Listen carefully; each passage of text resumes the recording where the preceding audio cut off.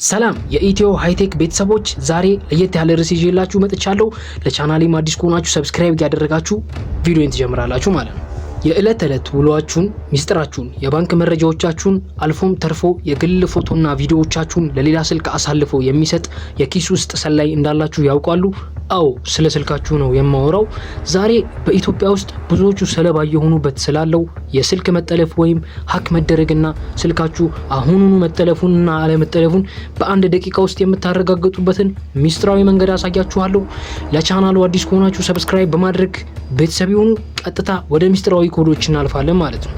በመጀመሪያ ወደ ስልካችሁ የመደወያ ክፍል ውስጥ በመግባት ኮከብ መሰላል 62 መሰላል ብላችሁ ትደውላላችሁ። ይህንን ኮድ ስልካችሁ በማይሰራበት በጠፋበት ወይም መስመር በማይገኝበት ሰዓት ውስጥ እናንተ የሚመጡ ጥሪዎችን መልእክት ወደ ሌላ ቁጥር ፎርዋርድ መደረግ አለመደረጋችሁን ያሳየናል ማለት ነው።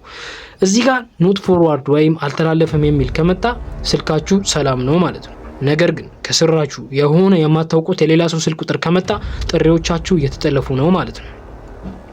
ስለዚህ ይህንን በማድረግ የምታስተካክሉበትን መንገድ ደግሞ አሳያችኋለሁ ማለት ነው። ሁለተኛው ይበልጥ አደገኛው ኮድ ደግሞ ኮከብ መሰላል 21 መሰላል ነው ማለት ነው።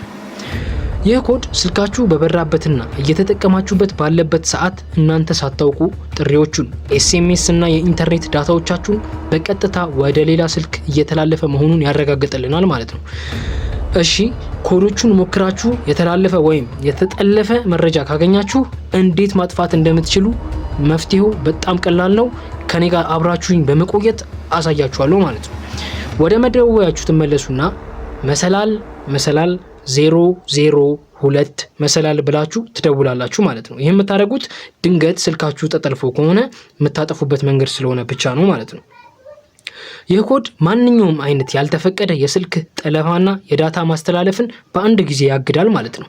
እንደምታዩት ኢሬዝ ይለንና ያመጣልናል። ኢሬዝ ሰክሰስፉል ብሎ ምንም እንዳለ ያሉትን ነገሮች በሙሉ አጥፍቶ ያመጣልናል። ይሄንን መሰላል 002 መሰላል ብላችሁ ከነካችሁ በኋላ ማለት ነው። የሳይበር ደህንነት የሚጀምረው ከራሳችሁ ጥንቃቄ ነው። ከማንኛውም የማታውቁት አካል የሚላክላችሁን ሊንኮች አለመንካትና አፕሊኬሽኖችን ከትክክለኛው ፕሌይ ስቶር ብቻ በመጫን እንዳትረሱ። ቪዲዮውን ጠቃሚ ሆኖ ካገኛችሁት ላይክ በማድረግ ለወዳጅ ዘመዶቻችሁ ማጋራታችሁን አትርሱ።